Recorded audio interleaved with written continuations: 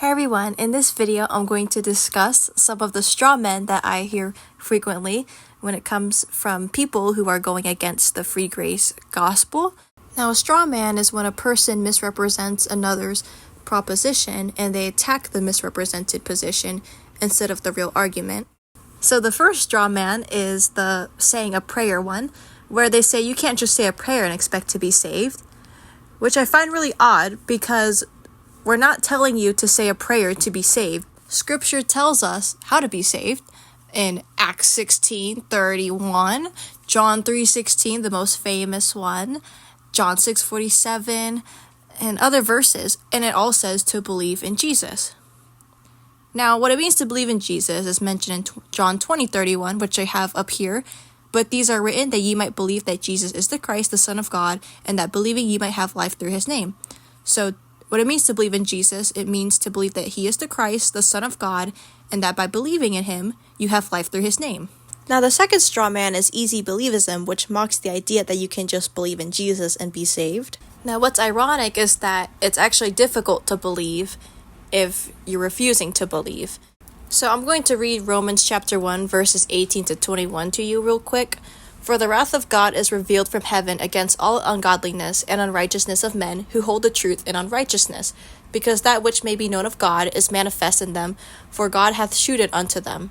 For the invisible things of him from the creation of the world are clearly seen, being understood by the things that are made, even his eternal power and Godhead, so that they are without excuse. Because that, when they knew God, they glorified him not as God, neither were thankful, but became vain in their imaginations, and their foolish heart was darkened.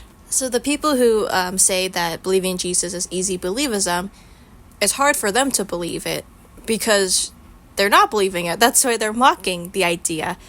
They're the ones that would add works into it, whether it be like doing the commandments, picking up your cross and denying your flesh, the sacraments, and giving your life to Jesus, turning from sin, etc. So it's only difficult to believe if you're making it difficult. So just don't do that. Let's not do that. The third straw man I feel like is more harsher than the other two.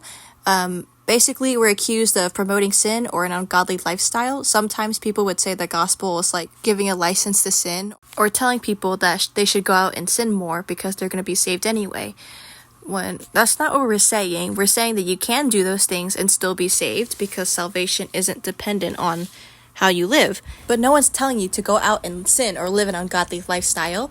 In Scripture, it exhorts us to live righteously. In Romans chapter 6, verses 1 to 2, it reads, What shall we say then? Shall we continue in sin that grace may abound? God forbid.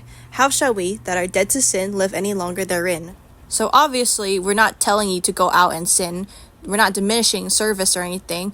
In fact, we're actually encouraging it by understanding God's grace and love, knowing that you can't lose your salvation. It's all by grace through faith. Then it will give you a motivation to actually live for God and do things according to his will. An example I can think of is from 1 John 4:19, reading, We love him because he first loved us. So we do have a motivation to love God and serve him, remembering that God made salvation really simple and easy.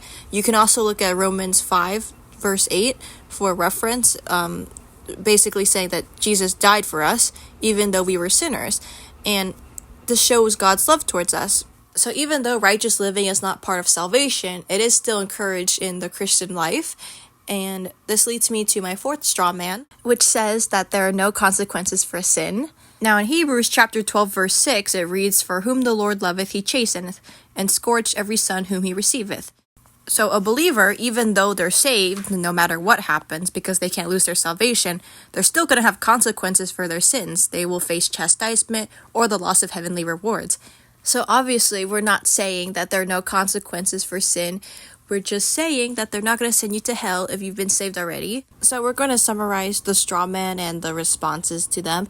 Number one, saying a prayer is not the same as believing in Jesus. Those are two different things. Number two, easy believism. It's not easy to believe when people make it difficult by adding works. Number three is the promoting sin straw man. Now, even though you can't lose your salvation when you sin, that doesn't mean you should be living a sinful lifestyle. It's discouraged. We encourage that everyone should be living righteously. And the last one is no consequences for sin.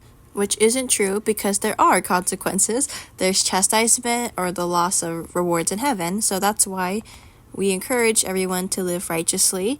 But that's all I'm gonna do for this video. Thank you guys for watching. If there's any other straw man that you happen to know, feel free to let me know about it. But yeah, thank you guys for watching, and God bless.